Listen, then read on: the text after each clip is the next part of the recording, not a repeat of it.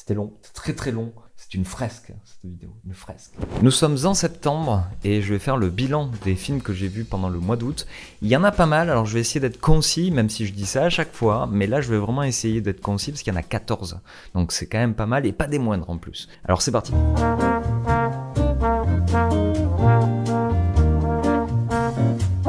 Et je commence tout de suite avec une sortie qui était très importante pendant cet été, qui était un peu le blockbuster annoncé, puisque c'est la suite de cette saga immense depuis 1979 qui est Alien, avec Alien Romulus de Fede Alvarez. Fede Alvarez qui est un cinéaste toutefois plutôt pas mal, qui avait déjà fait le remake de Evil Dead et surtout le Don't Breathe, qui était vraiment une petite surprise du cinéma d'horreur à l'époque. Et qui donc continue sa ride de refaire des films qui ont déjà été faits, avec donc ce Alien Romulus qui est en fait le premier film signé Disney de la saga Alien, à la suite du rachat de la Fox. Et comme ils ont l'habitude, leur petite recette depuis en tout cas Star Wars 7, et aussi on pourrait penser à Rogue One, ils reprennent un peu, comment dire, le truc en chemin. C'est-à-dire que là, Alien Romulus est censé se passer entre le premier Alien de Ridley Scott et le Aliens, le Alien 2. Il n'y a pas de replay, nous nous retrouvons plus avec de nouveaux personnages. Désolé, j'ai complètement oublié le nom des personnages, puisque c'est un des défauts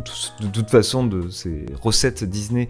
Et donc, on est à mi-chemin entre deux histoires, dans une espèce de lore inventé un peu dans tout ça. Mon avis, c'est qu'il y a du potentiel au départ, que ça se prend les pieds dans le tapis parce que Disney demande à ce qu'on raccroche les wagons de la nostalgie. Aussi, je trouve que dès qu'il y a l'apparition de la chose pour quoi on est venu, Alien, on découvre qu'en fait ce film ne va pas du tout être effrayant, ne va pas du tout créer des émotions aussi fortes qu'il y a pu avoir quand on découvre la bête pour la première fois dans Alien. Mais tout fonctionne un peu comme un parc d'attractions, comme vous pouvez le dire Scorsese des Marvel, mais c'est vraiment la sensation que j'ai eue à la fin de ce film, c'est que j'avais assisté à un parc d'attractions super bien foutu, où on est dans l'univers de Alien, comme on peut se le fantasmer, mais il n'y a pas la sensation qui était quand même ce qui a fait que c'est rentré dans la tête de tout le monde. Mais voilà, c'est un peu ce que fait Disney depuis des années, c'est-à-dire on te prend une œuvre qui a été hyper marquante, quoique populaire, et on t'en fait un slogan pour un mug, quoi. En gros, c'est ça. Parce que c'est ça qu'on oublie, c'est que toutes ces œuvres qui sont reprises aujourd'hui étaient quand même au départ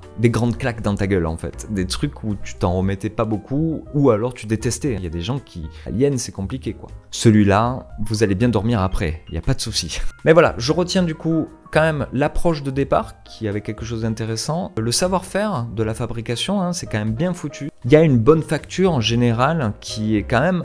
Il faut le dire, même rare maintenant quand on reprend des choses comme ça. Il n'y a qu'à voir juste les séries télé immondes qu'il peut y avoir autour des univers achetés par Disney. Moi je trouve ça, c'est quand même paix dans l'air. Fede Alvarez fait au moins du bon taf et son équipe artistique, il y a plein d'images qui sont quand même des sources d'inspiration je trouve. Mais il y a plein d'autres erreurs aussi cosmétiques et je pense à un cyborg en quelque sorte qu'on retrouve au milieu du film. Encore un truc qui est dans la recette Disney qu'il va falloir arrêter à un moment quoi. Bref, Alien Romulus, en fait c'était pas si mal que ça si on n'attend pas grand chose. If you don't stay quiet, we will die. Pour rester dans le thème de l'horreur en général, parce qu'Alien était quand même un film d'horreur dans l'espace, c'était ça un peu le concept au départ en 1979, eh bien j'ai été voir le troisième volet de cette trilogie entamée par Ti West et Mia Goth, je reviendrai après, qui s'appelle donc Maxine, qui est donc la suite de X puis de Pearl. Et je peux vous dire déjà d'avance, parce que c'est un peu le petit jeu que se met tout le monde là-dessus, c'est que oui, je pense que Pearl est peut-être mon préféré des trois parce qu'il ose beaucoup plus de choses.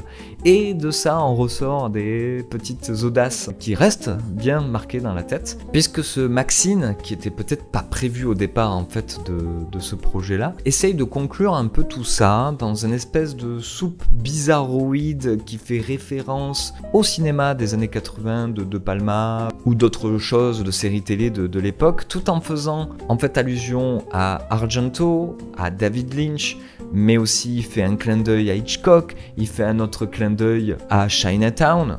Bref, il y a un bordel de trucs comme ça à l'intérieur qui permet peut-être pas de suivre l'histoire de manière aussi fluide que quelqu'un qui n'aurait pas les références, j'en sais rien. Mais en tout cas, j'ai trouvé ça un poil bordélique et surtout que je comprenais pas où le film voulait aller. C'est-à-dire que je commençais à être un peu en kiff de me dire, ok, en fait, il va nous faire un truc, un thriller psychanalytique à la David Lynch ou Argento, en mélangeant un peu ces deux formes. Et là, je suis un peu en kiff parce que, comme pour Pearl, ça va désarçonner un peu les attentes du public. Mais non, ça retombe sur un autre truc, et puis encore un autre truc. Et au final, je me demande ce qu'il me raconte, si ce n'est que des choses qui sont très métaphoriques, en fait. Et je crois que c'est un peu la faiblesse de cette trilogie, c'est que là où dans X, on suivait un slasher toutefois assez lambda, mais qui avait ces petites couches particulières qui nous permettent de pas l'oublier finalement ce film. Là, on en arrive à Maxine à purement que cette petite touche là et plus la suite logique. C'est-à-dire il y a quelque chose qu'on ne comprend pas trop dans ce film, dans l'intrigue tout simplement. Donc voilà, Maxine, en tout cas, je le conseille à tous ceux qui ont suivi cette trilogie de Ti West et Mia Goth. Je dis toujours et Mia Goth parce qu'il y a dans cette trilogie beaucoup d'apports de cette actrice, dans son jeu, dans son implication, mais aussi dans l'écriture. Ça, c'est quand même rarement dit, mais c'est un projet aussi de cette actrice, et donc bien évidemment, ça parle de ce que c'est qu'être une actrice, cette trilogie.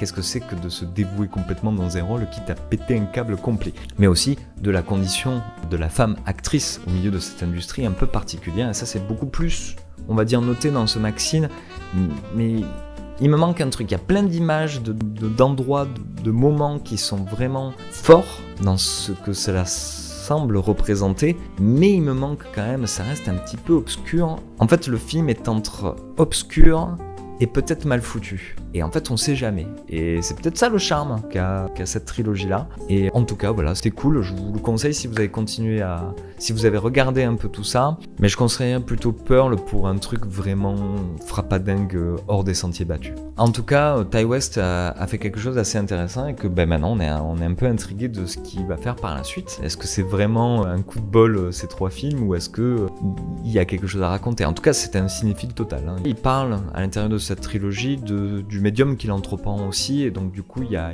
quelque chose quand même d'intéressant là-dedans.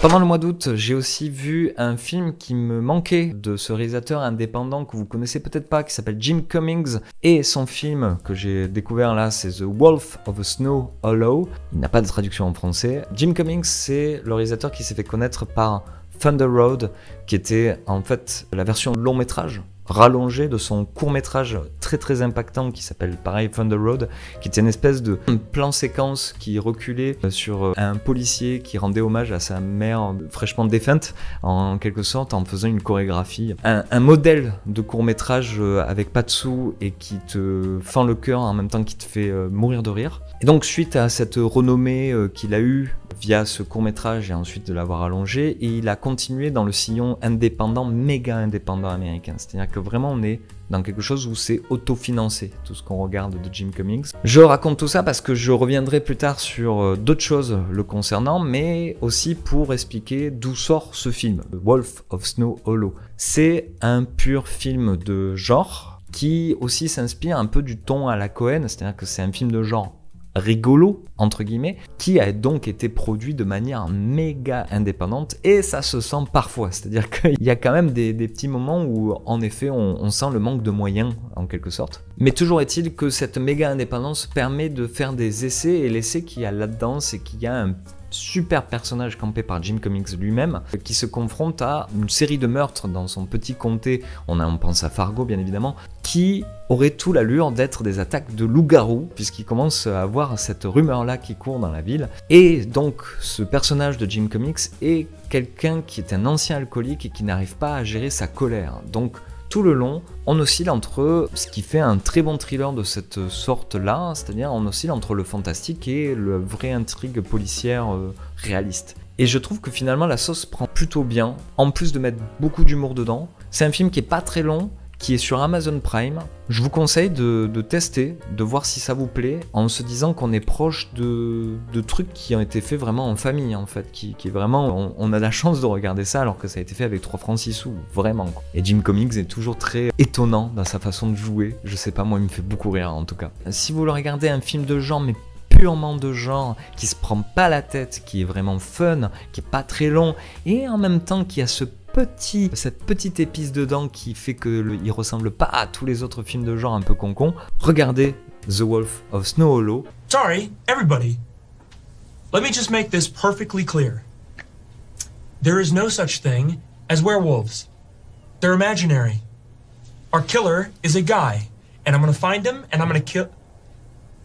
And we're gonna bring him to justice, legally and together. Et si vous avez kiffé la ride de ce film, je ne saurais que vous recommander d'autres choses que j'ai revues pendant ce mois d'août, c'est quelques-uns des courts-métrages de Jim Cummings. Parce que Jim Cummings, donc, n'arrête jamais de tourner. Et dans ce sens-là, il faut que je retrouve les noms. Je vous conseille de regarder, parce que ce sont des films courts-métrages très courts, et qui sont toujours très forts. Il y a d'abord le dernier en date, qui s'appelle Is Now a Good Time, point d'interrogation, qui, attention, pour les fans de Marvel ou de tout ça, on revient à Alien et le rachat de Disney, est une critique virulente de ce système inventé par Disney, où on suit, je vais rien spoiler parce que c'est vraiment des tout petits courts-métrages, où on suit un représentant de Disney qui va montrer le dernier Captain America en avant-première totale à un gamin chez lui. Vous verrez la raison et vous verrez l'humour noir de Jim Cummings là-dedans, et un final qui a retourné Internet pendant quelques jours quand il est sorti,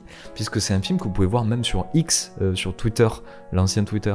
Il a mis partout, vraiment en libre accès, et notamment sur YouTube. Ça, j'ai oublié de vous dire, tous les courts-métrages que je vous propose là, c'est des trucs qu'on peut trouver sur YouTube, Vimeo, j'essaierai de le mettre peut-être sur la vidéo, quand c'est Vimeo, YouTube, Dailymotion, je crois qu'il y en a un sur Dailymotion. Moi, mon préféré qu'il ait fait, c'est un petit court-métrage qui doit durer, je sais pas, peut-être 3 minutes, et qui s'appelle It's Alright, It's Okay, qui est vraiment... pareil, un plan séquence et une maîtrise de mise en scène, de sujet, de comment écrire un scénario pour un court-métrage impactant comme ça. Je peux rien vous dire de ce que c'est, allez le voir, c'est juste génial. L'autre, un peu connu parce qu'il était sur le DVD de Thunder Road, je crois, c'est The Robbery, qui parle donc d'un vol à l'étalage dans une petite station-service à l'américaine où il se passe plein de choses un peu absurdes, et on retrouve un peu le ton de The Wolf of Snow Hollow. C'est pas forcément là où je le trouve le plus touchant, Jim Cummings, mais en tout cas, on peut pas nier que c'est quand même très drôle, dans cet humour noir un peu absurde. Et enfin, The Mountains of Moan, qui est là plus dans le ton Thunder Road, où nous suivons un influenceur en fin de vie,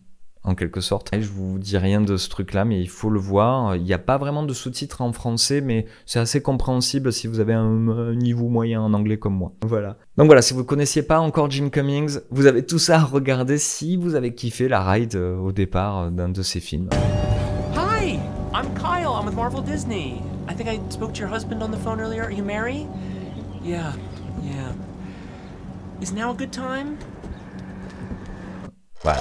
Et pour continuer dans le cinéma qui n'a pas de sous, mais qui a de très grandes idées, et même quitte à se les faire piquer par d'autres, j'ai revu ce mois-ci un film que j'aime bien, qui s'appelle Ne coupez pas, de Shinichiro Ueda, film qui donc a eu un remake français par Michel Hazanavicius qui s'appelait simplement Coupé, et qui, pour avoir vu les deux, il n'y a pas photo, vaut mieux l'original vraiment, parce qu'il y a un gros souci dans celui d'Hazanavicius, c'est la starification toujours du cinéma français, qui a besoin de toujours avoir des têtes d'affiche pour trouver un budget, enfin en tout cas pour attirer les télés qui te donnent un petit peu de sous, donc du coup tu peux faire ton film. Dans l'original de Ueda, Ne coupez pas, il n'y a pas de star, il n'y a pas de sous, ça se voit, et ça parle justement de ça. Je ne dévoile rien de ce film, qui est donc une relecture du film de zombie en quelque sorte, avec un twist qui met tout le monde un peu sur le cul à chaque fois. En tout cas, ça te fait rire en même temps que tu te dis « Ah d'accord, je croyais que ce film il était comme ça, mais il est beaucoup plus intéressant que ça. » Et en le revoyant, je me suis attardé sur ce détail qu'on oublie de citer en parlant de ce film, qui est quand même un petit film culte à présent. C'est qu'il est l'adaptation d'une pièce de théâtre au départ, qui très certainement était une pièce de théâtre qui parlait du théâtre, je pense, et qui parlait pas de film de zombies, je suis pas sûr.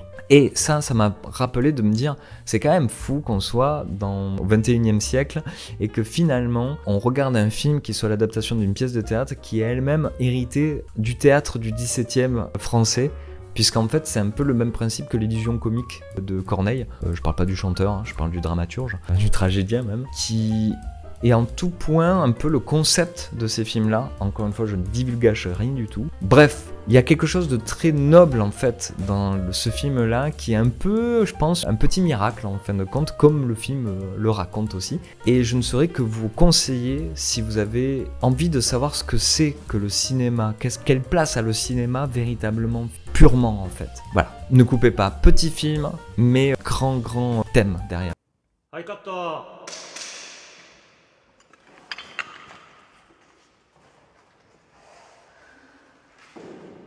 しょう。何テイク目？今ので42です。 Au mois d'août, j'ai rattrapé un film que je n'avais pas vu au cinéma et qui est sorti en VOD actuellement, c'est Nous les Leroy de Florent Bernard. Film que j'ai regardé non pas pour son sujet ni pour son casting, mais bien pour son réalisateur, puisque c'est une de ces figures d'internet que je connais depuis le tout début, quand il était assistant de Poulpe et Davy dans le Golden Show et qui s'appelait encore Flaubert. D'ailleurs, j'ai du mal à toujours dire Florent Bernard parce que ça reste Flaubert pour moi. Et donc j'écoute bien évidemment son podcast, le Floodcast, assez régulièrement. Et donc du coup, comme toute une génération, je le vois passer à ce qu'il voulait faire depuis toujours, c'est-à-dire de la réalisation des films. Je dis ça en préambule parce que peut-être que ça altère ma vision de ce film, parce que j'ai essayé de me détacher de ce truc-là. Car oui, je sais les références de Florent Bernard qui sont indubitablement Kevin Smith, Judd Apatow, toute cette comédie romantique, un peu iconoclaste des années 2000 américaines, qu'on retrouve un peu comme ça dans Nous les Leroy, qui essaye d'expliquer un couple au bord du divorce et comment le mari va essayer de rattraper ça en faisant une espèce de flashback, de voyage de flashback, en revenant dans les points qui ont marqué leur histoire de famille. Mais malheureusement, quand tu as les mêmes références, c'est que tu connais des films qui sont un peu, on va dire, digérés dans Nous les Leroy, ben c'est du Apatow essoré et réessoré, quitte à ce que ça soit un peu sec, un peu vidé de sa substance, alors que, bizarrement, il y a quelque chose de très personnel aussi dedans et qui amène à une certaine émotion. Moi j'ai eu ma petite larme quand même vers la fin, mais qui déçoit aussi parce que tu te dis, bon, s'il n'y avait pas eu cette ambition de vouloir faire allégeance à ses maîtres, en quelque sorte, il y aurait peut-être un film plus intéressant. Parce que là, on passe quand même beaucoup de temps à éculer des choses qui ne sont pas très originales, pas très inédites, avec un problème de point de vue aussi, c'est-à-dire qu'on suit vraiment le point de vue du mari, joué par José Garcia, là où il y avait peut-être un autre film intéressant en prenant un autre point de vue. Et ça se reflète aussi dans la mise en scène qui fait des choses qui sont quand même inventives, mais pas inédites, qui d'ailleurs parfois ne sont pas vraiment dans le ton. Et d'ailleurs, cette histoire de ton, on est à la limite de le perdre à certains moments. Ce qui fait que du coup, si ça n'avait pas été lui, si ça n'avait pas été voilà, le film de quelqu'un qui vient d'internet et tout ça, et qui n'avait pas ces petites références qui te permettent de mettre le produit un peu plus haut que ce qu'il n'est au départ, on se retrouve quand même dans une comédie assez lambda, que ne sait pas faire beaucoup la France, hein. Je suis d'accord, il n'en existe pas beaucoup, mais qui n'est pas très impactant pour moi, je trouve. Il y a beaucoup de problèmes, je trouve, dans la mise en scène, dans l'enchaînement des scènes en fait, dans le découpage. Donc voilà, j'ai rigolé un peu devant, j'ai eu ma petite émotion quand même, mais pour la plupart du truc, c'était plutôt un film neutre, un film apolitique en fait. Donc voilà. Nous les Leroy, un film qu'on peut regarder pour passer le temps, mais c'est pas un indispensable tant que ça, dommage. Un conseil, mordez le volant. Moi, quand je suis énervé, je fais ça, je mords le volant. Comme ça, allez-y, fort, très très fort, et on mord.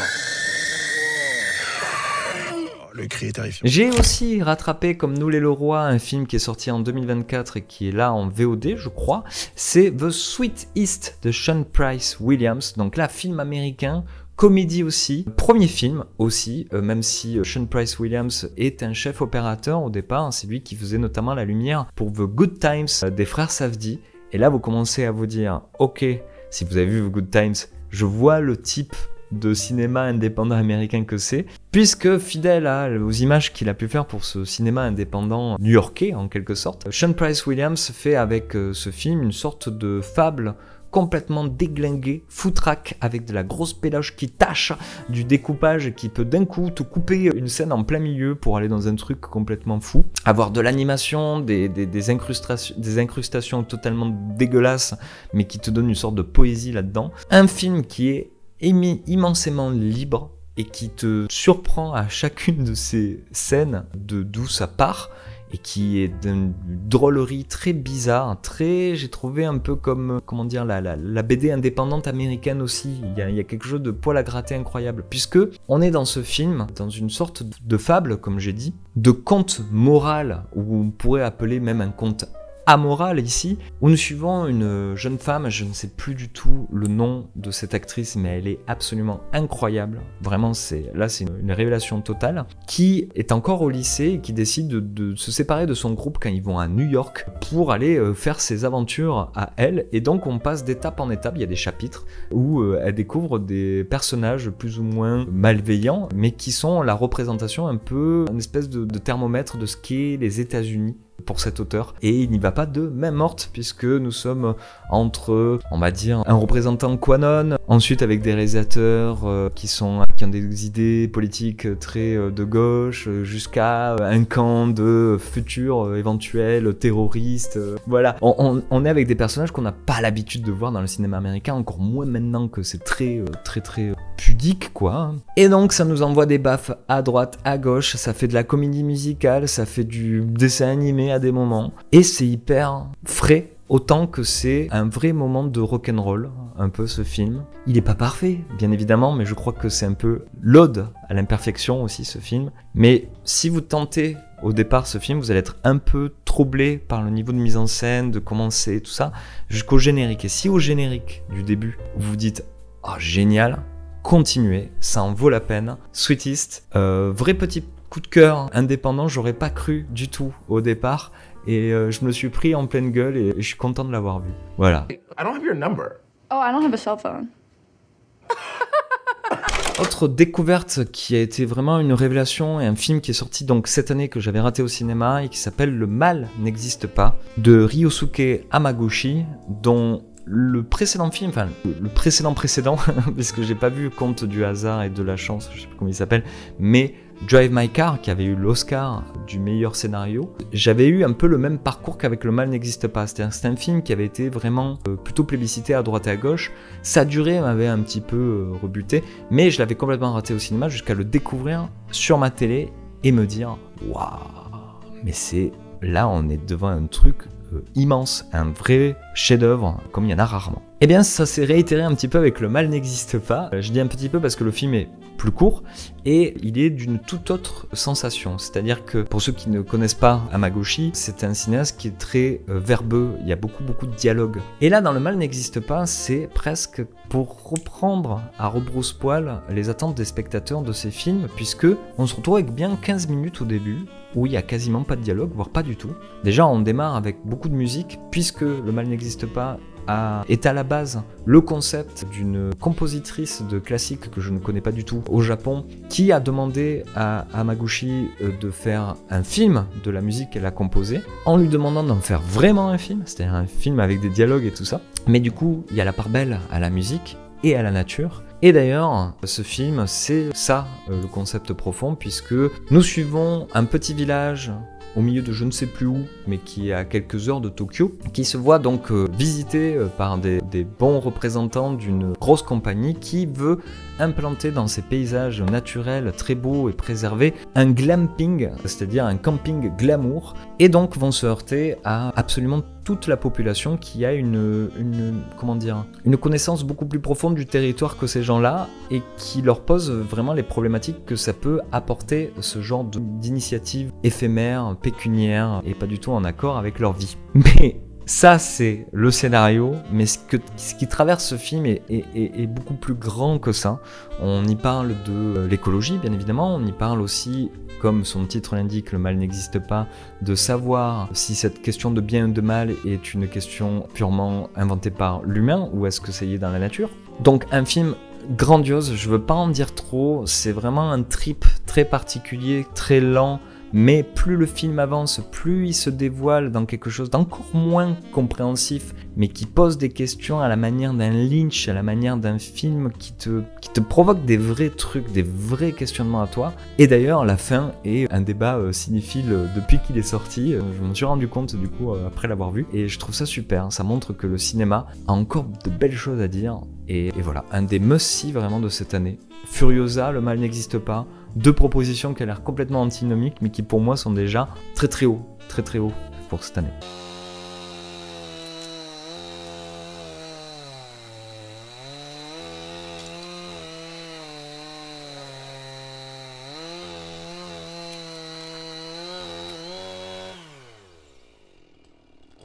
Pendant le mois d'août, j'ai été voir la nouvelle livraison de M. Night Shyamalan qui s'appelle Trap. Un film qui a fait couler, comment on dit déjà, qui fait couler des larmes, non? Un film qui a fait jaser un peu à droite et à gauche, et c'est un peu une incompréhension pour moi, puisque j'y suis allé comme tous les Shyamalan depuis son grand retour, soi-disant depuis The Visit en tout cas.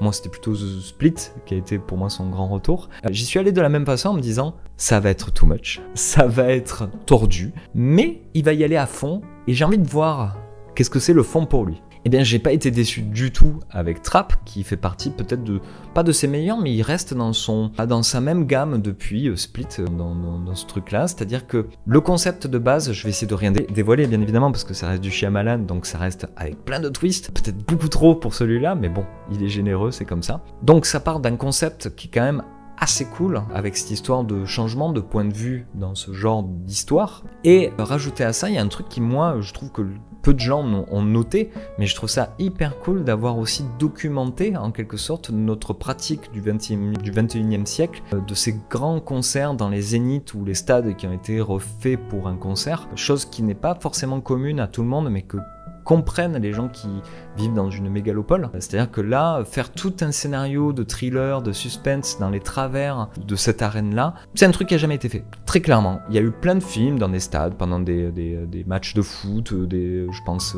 Dans ses yeux, ce film argentin qui avait une séquence comme ça dans les travers d'un match de foot. Mais durant un concert, un méga concert comme ça, avec les gens qui vont manger des pop-corn au milieu et que tu te retrouves loin ou devant, et je trouve ça hyper intéressant. Et puis, on va dire que quand il y a la bascule, en quelque sorte, ça m'a encore intéressé aussi. Je me suis dit, c'est génial, dans une logique pulp, dans une logique de genre, dans cette logique qui est Shyamalan depuis plusieurs films. Je trouve ça super intéressant. Mais après, c'est un peu de trop. Pour moi, ça a été un peu de trop. Mais reste que tout le long, j'ai trouvé ça hyper fun. Et surtout que, comparé à d'autres conneries, on va dire, de ce genre, là, on a un metteur en scène. Un metteur en scène qui parfois a un propos un peu gros, un peu grosse ficelle, mais qui en a un, et qui essaye de le transmettre par sa mise en scène, même si parfois c'est vulgaire. Et ce truc-là, eh ben, même quand c'est un film qui m'intéresse un peu moins, le Knock at the Cabin, qui était son précédent, m'avait un peu moins intéressé, je peux pas lui enlever, et j'aurais toujours j'aurais toujours de l'admiration pour ça, en quelque sorte, d'aller jusqu'au bout. On est dans un monde où il n'y a plus de films de De Palma, on est dans un monde où il n'y a plus de films de Christophe Gans même, mais on a encore Shyamalan, qui va à fond, quitte à lorgner avec quelque chose qui n'est pas de bon goût. Et ça, c'est ce qui le fait perdurer depuis toujours. Et encore dans Trap, où il y a plein de moments qui sont quand même assez mémorables, parce que over the top, quoi. Over the top. Et bien écoutez, moi je me suis quand même bien amusé devant, j'ai pas eu de dédain devant. Je trouve que c'est du spectacle populaire comme on n'en en fait plus. You're kind of dope, right? Et en parlant de vieux cinéastes qui a toujours été là, qui a été has-been et qui ont eu des grands retours, pourquoi ne pas parler de Kevin Costner avec son Horizon, An American Saga Part 1. Waouh, c'est un peu long. Pourquoi Part 1? Parce qu'en fait, il va y avoir 5 films en théorie. En vérité, il a le budget pour 3 et on ne sait pas si ça va aller jusqu'au 5e parce que ce premier film a fait un four complet à la fois de spectateurs et à la fois critiques, ce qui est, comme pour Trap, une incompréhension totale pour moi. Je ne comprends pas, je crois que je ne fais pas partie de ce monde-là, en tout cas à l'orée de ces deux films, parce que c'est un putain de western de 3 heures, avec plein d'embranchements de personnages différents, d'histoires différentes, qui a l'espèce d'ambition folle de t'expliquer les débuts de l'Amérique, les débuts de la société américaine, avec les pionniers, avec la guerre civile qui va arriver, avec le truc avec les Indiens, avec les natifs américains, et tout ça... Mais je me suis pris un peu en pleine tronche, c'est méga épique quoi je trouve, qu'on soit d'accord ou pas avec l'angle qui a été pris, ou avec le romantisme apparent de la mise en scène. Moi c'est deux choses qui, au contraire, j'ai acheté tout de suite le truc, j'ai l'impression d'être devant vraiment un roman américain qui date d'il y a 200 ans, je trouve ça incroyable. Donc moi je suis parmi ceux qui est hyper impatient de voir la suite, parce que je suis persuadé qu'en effet, dans cette multiplication de points de vue, il va bien avoir des rebondissements, comme il y a pu avoir à l'époque avec Mémoire de nos pères et Lettre à Iwo Jima, qui montrait la face d'une pièce et son autre côté, du côté entre guillemets des méchants. J'ai l'impression qu'il y a un peu cette ambition-là dans le Horizon de Kevin Costner. Ce que j'ai lu comme critique aussi, c'est qu'il avait peut-être une facture de série télé. Et là, pareil, j'ai envie de dire, oui, techniquement, c'est le même matériel que la série télé, ce sont les mêmes caméras, c'est la même façon un petit peu de faire des placements, de faire de la figuration et tout ça. Mais bordel, il faut ouvrir les yeux. La mise en scène, comment le découpage est pensé tout le long du film, on est dans une série télé alors de haut de gamme, de très haut de gamme. Il faut savoir que c'est un projet tellement personnel à Kevin Costner que, en effet, une grande partie du budget vient de sa propre bourse. Donc, il n'a pas pu, entre guillemets, s'octroyer de l'IMAX comme Christopher Nolan, alors que c'est clairement un film qui aurait mérité ça. Et donc, du coup, l'œil est habitué, on va dire, à cette facture série télé et ne voit pas le travail de mise en scène pur qu'il y a dedans. Et j'entends par là le découpage, le bond d'une histoire à une autre qui n'est pas du tout comme dans les séries télé. On ne perd pas son temps devant Horizon. Il y a quelque chose qui suit son cours et qui, je pense, à un moment va être vraiment jouissif, je pense. Bref, j'ai assez milité pour ce film que j'ai vraiment adoré, qui mérite pas du tout la hate qu'il y a autour de lui, je comprends pas d'où ça vient. Donc voilà, je vous conseille de limite vous le regarder en plusieurs fois s'il y a un problème d'attention, mais sinon de vous préparer une soirée, de vous regarder Horizon et de vous dire putain, je suis en train de regarder une grande fresque. Et je suis persuadé qu'on est en train de le rater, ce film. Et c'est drôle cette sensation, je pense que c'est la même sensation qu'a pu avoir les amateurs de La Porte du Paradis à l'époque, par exemple, de Cimino, qui voyaient que c'était un grand film, mais qui voyaient tout le monde entier qui était en train de dire que c'était une purge totale. J'ai cette impression-là avec Horizon, j'ai cette impression qu'on est en train de rater un grand truc, en fait, communément. Mais prenons le plaisir là où il est, et moi je l'ai pris, et j'ai trouvé ça trop cool, trop bien. Gish nchahi Yith narazi kego Ul indezi hagot ego Dailehi Daniels I Nai Gish alt isse Antua Kuge arit I.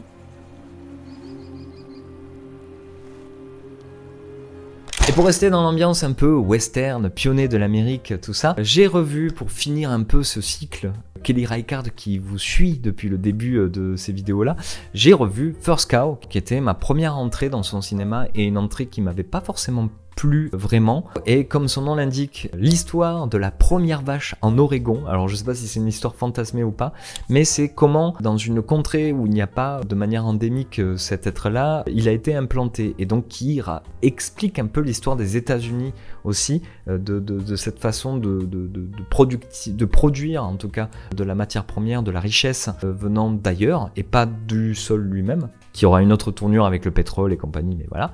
Et nous suivons particulièrement un cuistot d'une bande de trappeurs qui est là dans cette région parce que c'était la seule économie qu'il y avait dans cet endroit-là, c'était de buter des petits animaux à fourrure pour les envoyer ensuite en Europe pour faire des jolis vestons pour les dames à Paris. Cette bande de trappeurs est bien sûr une bande violente, toxique, totale, mais pas leur cuistot qui est quelqu'un qui cherche le bon, qui est quelqu'un d'optimiste, et qui se fait équipe avec un gars qui s'est échappé d'une galère d'esclaves et qui est chinois, et à eux deux ils vont avoir une idée de business, et là on est aussi au début des États-Unis, le début du capitalisme, c'est comment aller choper la nuit, voler du lait à cette vache, rentrer sur le territoire et en faire des jolis petits repas pour les gens.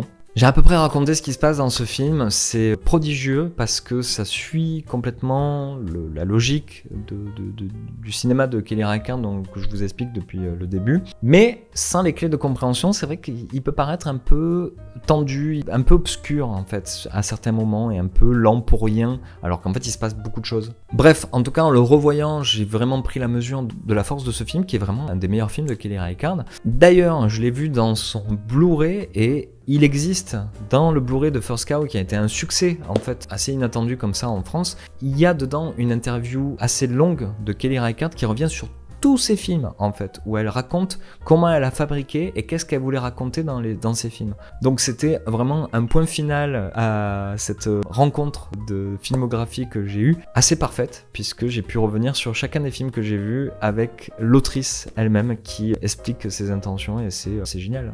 C'est juste génial. Interview qui a été fait, je crois, par la personne responsable de ça au Centre Pompidou, qui avait fait une sorte d'exposition autour de son cinéma, et qui est une des rares auteurs qui a fait un livre sur Kelly Reichardt, que j'aimerais bien me procurer. Donc voilà, First Cow de Kelly Reichardt, c'est un des plus beaux films en termes esthétiques, mais peut-être pas le premier que je vous proposerai. Peut-être comme ça, en point d'orgue, il est parfait, mais comme je vous dis, il y a des petits trucs obscurs qui sont peut-être un peu, qui peuvent un peu rebuter après première vue, quand on n'a pas l'habitude de ce cinéma. But again, already there are lines of power, and so we're following Cookie and King Lou, who are come together based on what they don't have, and they join together to try to make some kind of domestic life for themselves in this sort of macho world, and also to see if they can, you know, get to a point of having security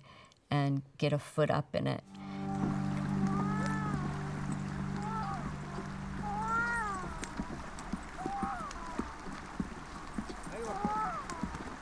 D'un chef-d'œuvre passé, revenons à un autre chef-d'œuvre passé.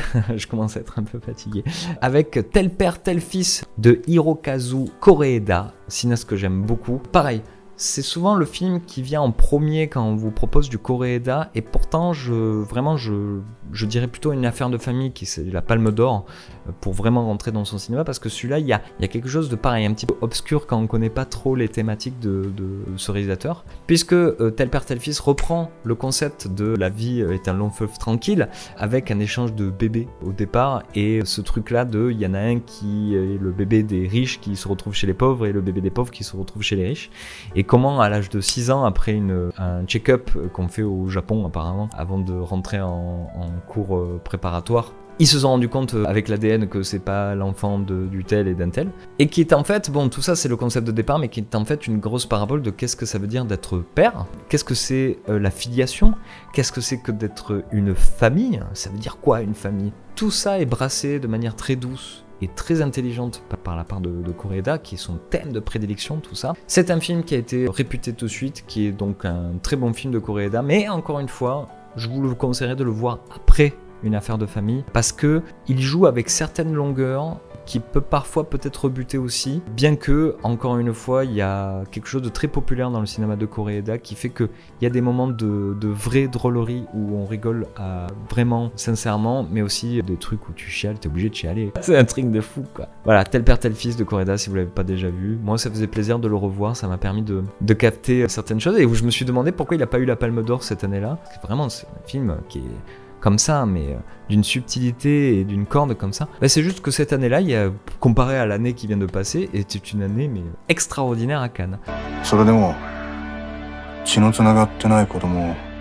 Donc First Cow et Tel père tel fils, c'est des films que j'ai vus sur Mubi. Ils sont disponibles sur Mubi. D'ailleurs, je crois que First Cow c'est carrément une coprod de Mubi. Mais chez nous, on a Arte, et Arte a diffusé pendant ce mois d'août, dû au décès de Alain Delon, quelques films avec sa présence, et notamment j'ai pu voir un film que je n'avais jamais vu avec Alain Delon qui s'appelle Les Félins, film assez chelou mais très très très fun, film réalisé par René Clément, qui l'avait donc fait découvrir au grand public, en tout cas qui a marqué à vie l'histoire du cinéma avec la tronche d'Alain Delon dans Plein Soleil, qui est si vous l'avez jamais vu, qui est un film extraordinaire et qui a une touche toute particulière esthétique. Et encore une fois, dès les premiers plans, même je dirais le premier plan, on voit que c'est un film de René Clément, c'est-à-dire un très grand film de mise en scène, de composition de plans, puisque de l'autre côté c'est un film de genre beaucoup plus marqué que Plein Soleil, qui était en eau trouble comme ça, avec des choses psychologiques un peu barjot. Là on est vraiment dans un thriller assez fun à suivre, qui ressemble un petit peu au cinéma de Chabrol, ou plus récemment de Bong Joon-ho, notamment avec Parasite, puisque nous suivons ce personnage joué par Alain Delon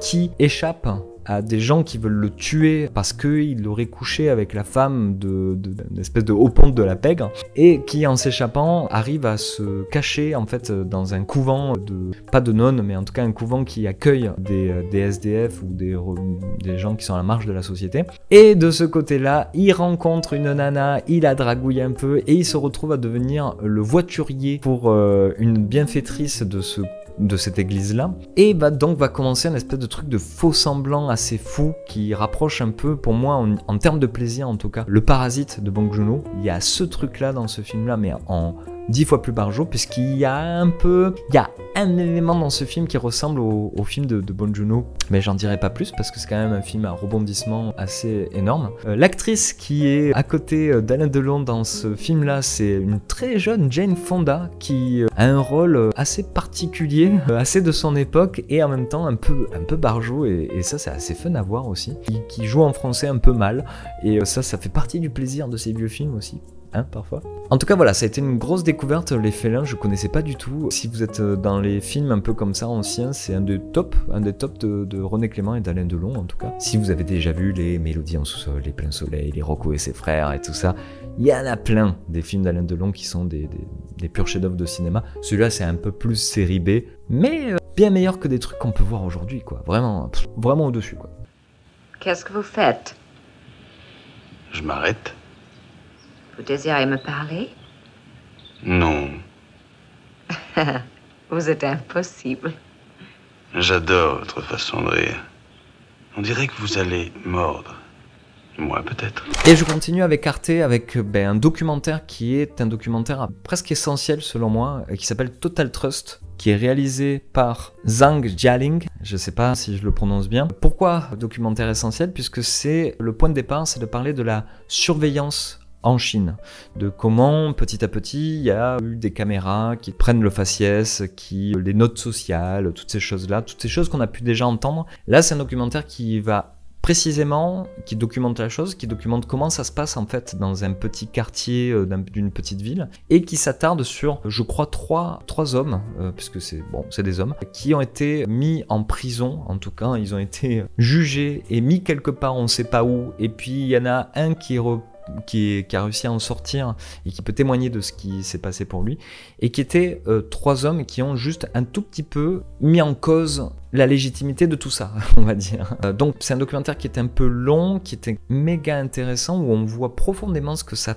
fait en fait sur des générations d'avoir une oppression comme ça, de la nécessité d'avoir une certaine désobéissance, mais en même temps avoir de l'espoir et avoir une solidarité même parfois internationale pour arriver à contrer cette machine infernale qui est en fait aujourd'hui l'extra-surveillance et l'auto-surveillance, parce que ce qui est horrible, c'est que, ce que montre ce documentaire-là, c'est que c'est même plus, on va dire, des autorités officielles. C'est les gens de tous les jours qui commencent à regarder les autres gens et à juger de leur comportement. Donc bref, Total Trust, vraiment, il a été un peu mis en avant par Arte et je vous conseille vraiment de le voir. Il est donc dispo gratuitement sur YouTube, hein. Donc allez-y, si le sujet vous intéresse en tout cas. Et enfin, je vais terminer cette vidéo par un film que j'ai revu, qui s'appelle La Niña de Fuego de Carlos Vermut. Je vous en ai parlé déjà pour ma relecture de mon top 2015 en disant que c'est un film qui m'est resté grave en tête et qu'aujourd'hui je le mettrai dans mon top. Je l'ai revu, c'est un film assez incroyable qui tente des choses en termes de narration, en termes d'acting. Barbara Leni, qui joue le rôle principal, est une actrice immense. Je comprends pas comment elle a pas pu exploser après ça, mais bon, c'est comme ça, en tout cas, c'est le rôle de sa vie. Mais malheureusement, à la fin de ce film, après m'être dit, putain, quand même, il y a des défauts, mais il y a vraiment un grand cinéaste derrière et tout. J'ai été regarder pour regarder où en était Carlos Vermut dans sa life et pourquoi on voit pas son dernier film, que ça fait 2 ans qu'il est tourné. Ben, c'est tout simplement que le monsieur a des casseroles au cul, et pas des moindres, et qui explique un peu aussi les sujets de ses films, selon moi. Je vous laisserai regarder, mais en tout cas, on est un peu dans un mouvement MeToo aussi en Espagne, et Carlos Vermut a des casseroles au cul par rapport à ça. Ça n'a pas été encore jugé, on ne sait pas vraiment. En tout cas, il y a des actrices qui ont dit que pendant des années, il a abusé d'elles. Donc maintenant, je ne peux pas dire La Niña de Fuego que c'est un film anodin. Si vous connaissez le film ou si vous vous apprêtez à le voir, parce que ça parle de relations toxiques, notamment sexuelles aussi. Reste que bon, c'est un film qui est impactant, mais qui a une autre saveur à cause de ça. Qui a une saveur un peu plus dégueulasse. Comme quand vous revoyez Manhattan, quand vous savez la vie de Woody Allen. Je rappelle que Manhattan, c'est quand même l'histoire d'un vieux monsieur qui essaye de forcer une nana de 17 ans de rester à la fin, de rester pour lui. Quand on sait la vie de Woody Allen maintenant, c'est un peu plus cringe que de le regarder avec des yeux totalement naïfs. Bref, c'est un large débat, je sais pas si vous allez vous exciter en commentaire autour de ça, mais en tout cas, voilà ce que j'en ai vécu de ce film-là et de cette information-là. Je vous laisserai vous faire votre propre avis. Et voilà, on est arrivé jusqu'au bout, j'imagine que c'est une vidéo qui va être très très longue. En tout cas, il y avait 14 films et pas des moindres, vraiment, il y a des putain de chefs-d'œuvre là-dedans et je vous conseille de foncer les voir et de faire votre propre avis. On se retrouve le mois prochain pour un bilan comme celui-là. mais aussi entre-temps avec cette vidéo que je vous tease depuis des mois, qui est une vidéo qui dure dans les 20 minutes et qui va sortir à la fin de ce mois de septembre. Je vous ferai les petites annonces, regardez un petit peu sur YouTube, je fais on appelle ça des posts qui pourront vous prévenir de la sortie de cette vidéo. J'en parlerai un peu plus longuement une prochaine fois. Sur ce, merci de m'avoir écouté jusque-là. Amusez-vous à picorer des choses là-dedans. Et puis je vous souhaite une très bonne rentrée. J'espère que vous avez pris les bons stylos et les bonnes trousses et les bons cartables. Et je vous dis ciao Internet!